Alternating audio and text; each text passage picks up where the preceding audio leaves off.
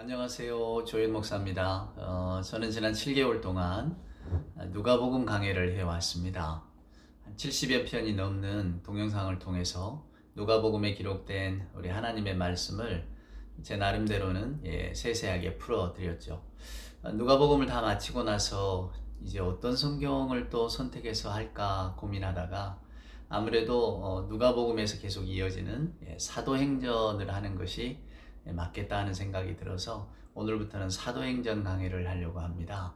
누가복음 하면서도 말씀을 드렸지만은 누가라고 하는 수리아 안디옥 출신의 한 의사 바울을 늘 옆에서 따라다녔다고 알려진 그 누가라고 하는 이가 이제 사도행전 누가복음에 이어서 사도행전을 기록하면서 교회가 예수님의 부활 승천 이후에 어떻게 교회가 이제 생성이 되고 그리고 그 교회는 어떻게 자라왔는가.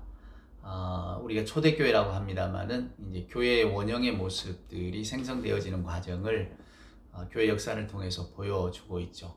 그래서 어쩌면 누가가 기록한 누가복음은 예수 그리스도 이 땅에 오셔서 어떻게 사셨고 어떤 말씀을 하셨고 또 어떤 메시아로서의 어떤 모습을 보여주셨는가를 이렇게 증거했다가 그 다음에 계속해서 이어져서 이제 그 예수께서 부활 승천하신 이후에 그 제자들과 그리고 또 사도들이 어떻게 예수님의 명령과 말씀을 받들어서 하나님의 교회를 만들어 갔는가 이렇게 그 이어지는 과정. 그러니까 어쩌면 어린아이부터 성인이 되고 또 이렇게 노인이 되어가는 인간의 일생과 같은 그런 교회 역사 이야기를 저와 여러분에게 들려주고 있습니다. 그래서 사도행전이 왜 중요한가? 그것은 예수님과 지금 우리가 이렇게 모여서 신앙생활하는 교회라고 하는 공동체를 이어주는 가교 역할을 합니다. 그러니까 사도행전을 들여다보고 사도행전을 알아야 교회의 역사를 알 수 있고요. 이 교회라고 하는 것이 어떻게 시작했고 또 시작했다는 것을 안다는 것은 어떻게 나가야 하는지를 아는 것과 똑같잖아요. 그러니까 교회의 시작을 이렇게 되돌아봄으로써 지금 오늘날의 우리들의 교회와 또한 저와 여러분의 신앙생활을 돌아볼 수 있는 어쩌면 교회의 2000년 역사 가운데 우리를 딱 데려다 놓는 말씀이기 때문에 사도행전이 참 중요합니다. 사도행전은 뭐 신약성경 유일한 역사서라 이렇게 평가받기도 하는데요. 그것은 교회의 역사, 또 물론 바울의 전도 행위를 주로 따라갑니다만은 바울의 선교 여행을 따라가면서 주로 이렇게 그 사실에 바탕을 해서 기록되어졌다. 이제 그런 뜻인데 저나 여러분이 성경을 읽으면서 하나 항상 염두에 두셔야 될 것은 그것이 정확하게 역사적으로 다른 어떤 기록하고 똑같은가? 요거하고는 조금은 다르다고 하는 것을 항상 염두에 두셔야 됩니다. 만약에 저나 여러분이 개인 일기를 쓴다고 할 때에 나중에 뭐 어떤 그 신문이라든가 이런 것들이 비교해 보았을 때 서로 이렇게 기억에 오류가 생기는 부분들도 있잖아요. 그러니까 성경이라고 하는 것이 저나 여러분에게 무슨 신문 기사처럼 역사적인 뭘 알려주려고 쓴 책이 아니고 저와 여러분의 신앙에 관해서 그리고 당시의 신앙 공동체가 어떻게 성령 안에서 살아왔는가 그리고 그 성령은 어떻게 이 신앙 공동체와 더불어서 활동했는가를 보여주는 책이기 때문에 먼저 이 사도행전을 읽을 때에는 믿음의 눈으로 보셔야 되고 그리고 이런 삶 가운데 혹은 이런 역사 가운데 이러이러한 성령의 어떤 활동이 있었구나. 그래서 거기에서 감동된 사람들이 또 이런 모습으로 나아갔구나. 비유하자면 마치 할머니가 어린 손주를 앞에 두고 옛날에 뭐 우리 집안의 역사가 이랬단다. 너의 뭐 중조 할아버지가, 너의 고조 할아버지가, 혹은 뭐 어머니가 어린 자식에게 네 아버지가 이랬단다. 그때 우리가 네가 아직 태어나기 전에, 혹은 아주 어렸을 적에 우리에게 이런 일이 있었단다. 이렇게 들려주는 이야기이기 때문에 어떤 그런 그 정서와 또 그때 당시 주관적인 상황과 또 사람이 느끼는 어떤 감정이 다 들어있는 이야기 속에 그걸 마치 신문기사처럼 객관적으로 낱낱이 해부해서 몇 월 며칠 몇 시에 무슨 사건이 있었다 끝 뭐 이런 식으로 이야기가 전개되는 것은 아니라는 것을 항상 염두에 두시기를 바랍니다. 성경은 사랑하는 여러분 그래서 믿는 눈으로 먼저 보셔야 합니다. 이것이 이게 뭘까 이런 것보다는 이런 일이 있었구나. 이때 성령은 이때 하나님께서는 어떻게 활동하셨는가를 이렇게 믿음의 눈으로 바라볼 때에 주어지는 감동이 훨씬 큽니다. 그러니까 항상 성경은 신뢰의 마음을 가지고 출발을 하셔야지 엉뚱한 마음을 옳은가 보자 이런 잣대를 가지고 이런 시선을 가지고 성경을 보기 시작하면 어떤 감동이나 이런 게 오지 않습니다. 그 말씀을 시작하기 전에 제 소개를 잠깐 할까요? 누가복음에도 그 설명을 드렸지만은 저는 그 총신대학 신학과 그리고 총신대학원을 졸업하고 1996년에 목사 안수를 받았습니다. 대한예수교 장로회 우리 합동이라고 하잖아요. 그래서 받은 이후로는 대한민국 공군 군종 목사를 한 7년 제가 군속유사로 섬겼고요. 그 다음에는 50년 역사를 간 전통교회에서 담임 목사를 한 9년 동안 섬겼습니다. 지금은 명동에서 내영원의 푸른숲이라고 하는 작은 개척교회를 하고 있고요. 그렇습니다. 그러니까 뭐 엉뚱한 소리, 혹은 신학적인 근거가 없는 제가 무슨 산속에서 한 성경을 5만 번 읽었더니 주의 말씀을 제가 다 알게 됐습니다. 이런 이야기를 하는 사람은 아닙니다. 그래도 아주 기본적인 신학 훈련을 받았고요.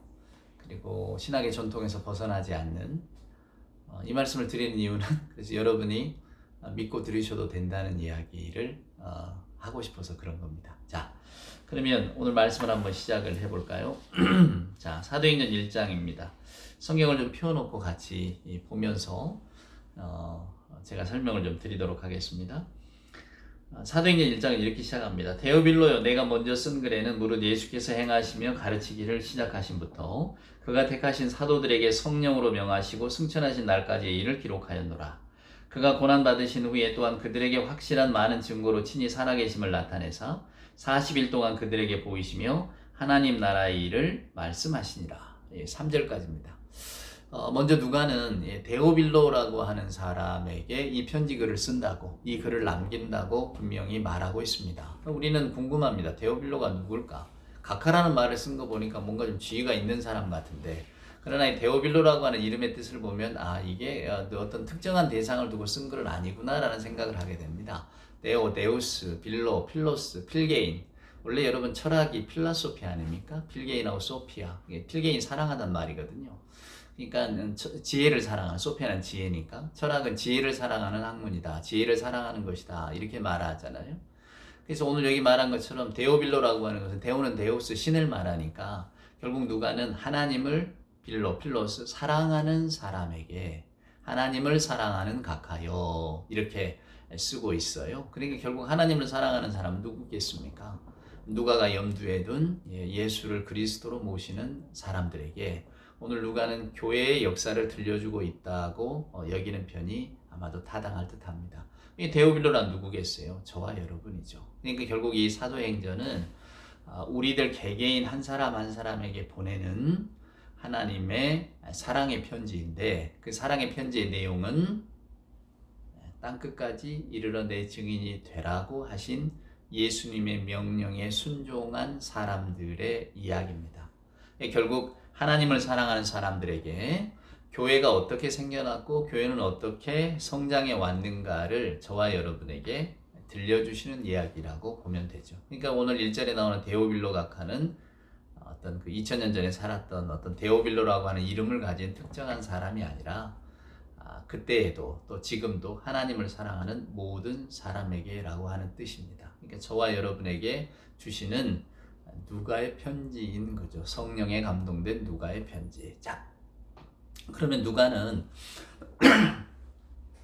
무슨 이야기를 들려주고 싶었을까요? 누가는 이런 말을 합니다. 내가 먼저 쓴 글에는, 누가복음을 말하죠.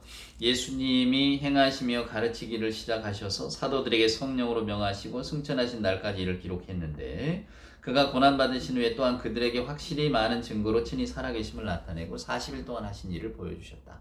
누가복음 24장을 한마디로 요약을 한 거죠. 예수님의 탄생, 예수님의 가르침, 그리고 예수님의 부활, 그리고 승천하신 후의 이야기. 내가 이런 거를 다 써드렸습니다. 그러니까 이 이야기를 여러분 다 알고 계시죠? 그럼 이제 그 다음 이야기를 제가 한번 들려드리도록 하겠습니다. 지금 하는 이야기입니다. 자, 4절에 보면 사도와 함께 모이사 그들에게 분부하여 이르시되 예루살렘을 떠나지 말고 내게서 들은 바 아버지께서 약속하신 것을 기다리라.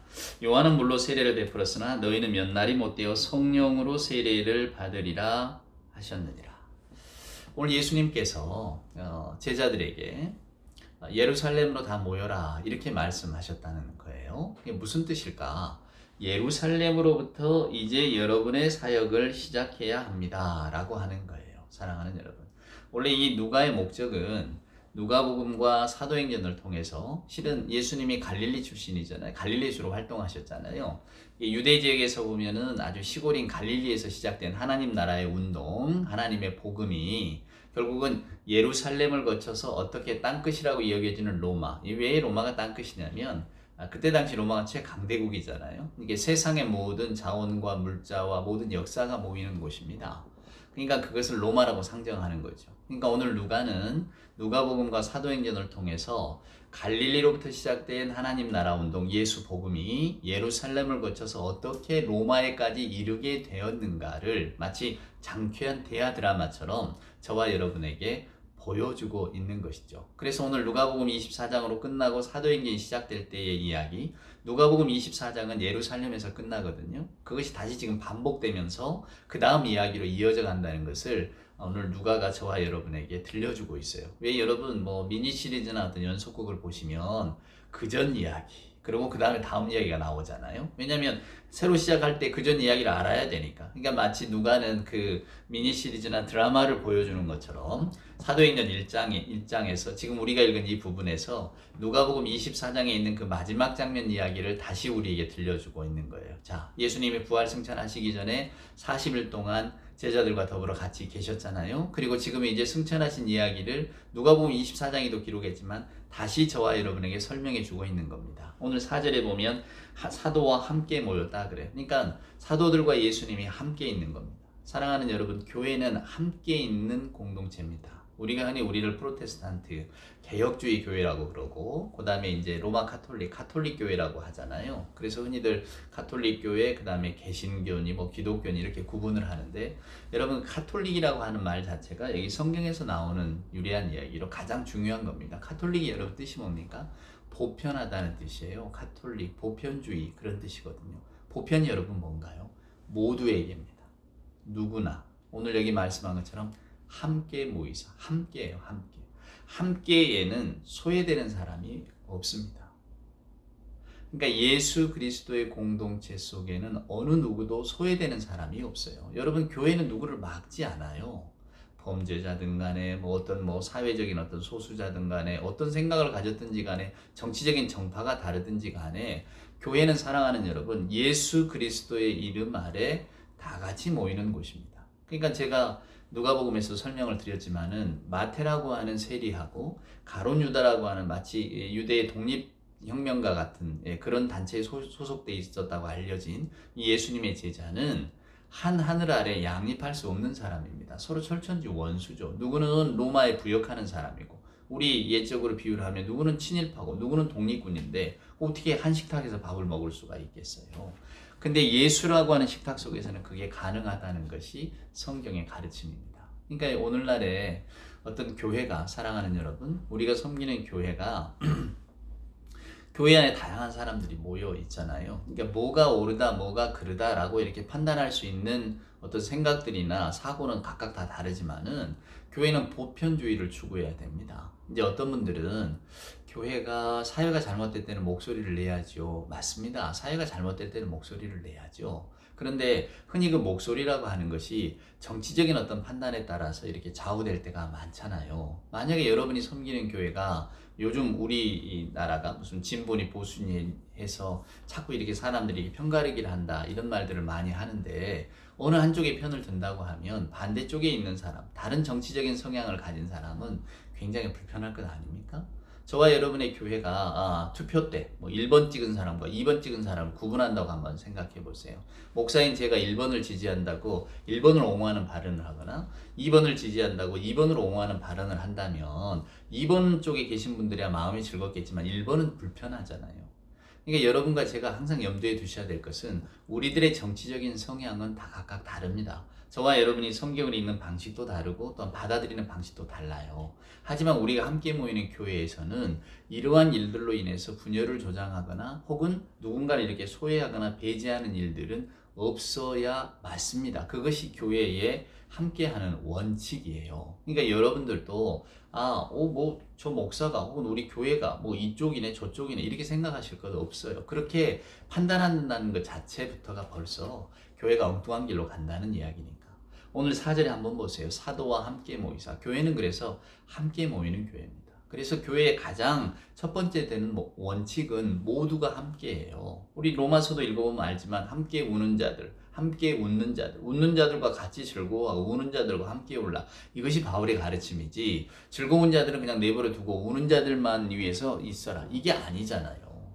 누가는 특별히 가난한 자들에 대한 관심이 많습니다. 그건 무슨 뜻일까요? 사회에서 항상 소외되거나 뒤처진 사람들, 항상 별로 주목받지 못하는 사람들, 마치 차별과 그냥 소외의 어떤 중심에 있는 사람들이 가난한 사람들이기 때문에 그들에 대한 예수님의 사랑을 더 크게 확대시키는 겁니다. 또 여자들에 대한 이야기도 마찬가지고요. 그때 당시 여자들은 사람으로서 인정받지 못했잖아요. 근데 누가가 특별히 예수님이 여자들에 대한 관심이 많으셨고 또 뭐 빈 무덤을 처음 발견한 사람들이라거나 아니면 예수를 아주 깊이 끝까지 십자가 밑에서 뭐 예수님의 최후를 지켜본 사람들이라거나 다 여자라고 묘사하는 이유는 그만큼 여자들의 어떤 지위나 이런 것들을 올려준다는 게 떨어진 것을 올리는 것이지 그냥 평등한 걸 더 높인다는 게 아니잖아요. 결국 그 의도는 예수 안에는 구분이 없습니다라고 하는 겁니다. 우리 하나님께서 노아의 홍수 이후로 무지개라고 하는 것을 약속의 징표로 주셨잖아요. 바우 그것이 활이라고 하는 말과 똑같긴 합니다.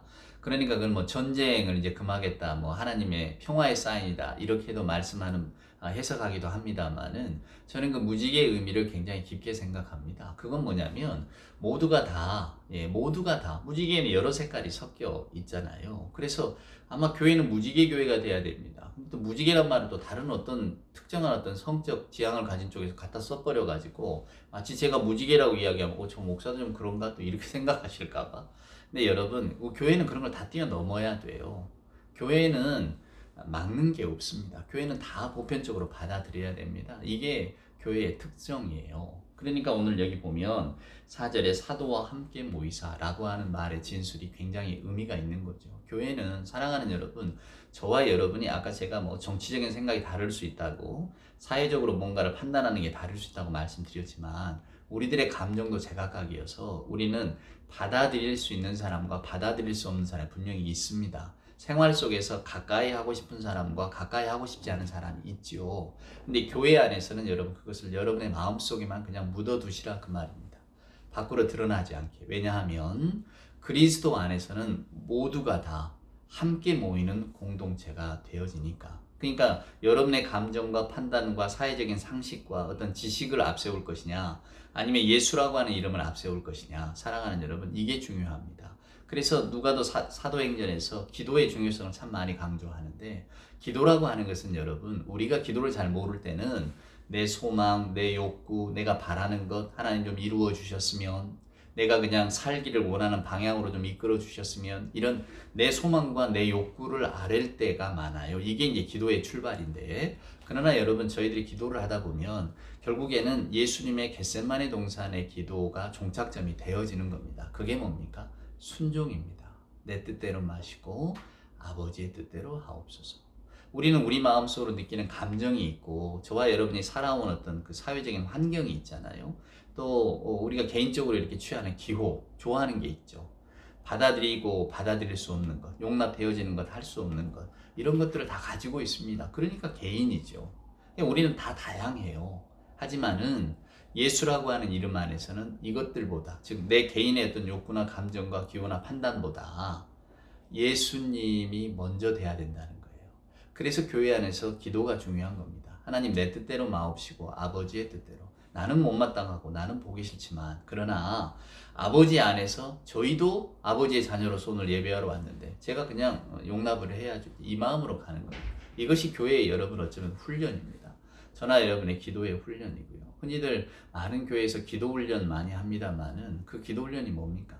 하나님의 능력을 끌어다가 내가 할 수 없는 어떤 일들을 이루자는 겁니까? 아닙니다. 사랑하는 여러분. 기도의 가장 큰 근본되는 가르침은 순종이에요. 내 뜻대로 마옵시고 아버지의 뜻대로 하옵소서. 그래서 기도가 깊어지면 아마도 말이 더 없어지는가 봐요. 예, 뭐 받아들여야 되니까. 입을 열면 내 감정이 튀어나올 것 같으니까 아니다.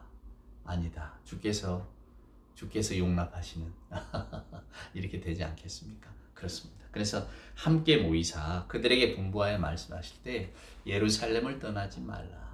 예수님께서 누가복음 24장 47절에 보면 죄사함의 회개를 이제 전파하라. 근데 이 예루살렘에서부터 전파하라 이렇게 말씀하거든요.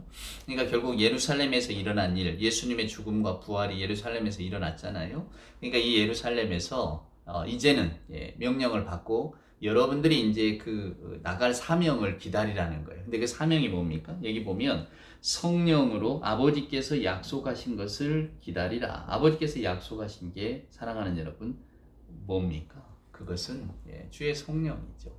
결국 예루살렘에서 기다리라는 말은 옛 삶으로 갈릴리로 돌아가지 말라는 거예요. 이제 예수 안 계신다고 나는 다시 내 삶으로 돌아가리라. 다시 물고기 잡는 삶으로 돌아간다. 그러지 말라는 겁니다. 하나님이 주시는 새로운 사명을 기다리라는 거예요. 여기서 기다릴 때에 여러분에게 새로운 사명이 주어질 것인데 그게 뭐냐면 5절에 보니까 요한은 물로 세례를 베풀었으나 너희는 몇 날이 못되어 성령으로 세례를 받으리라.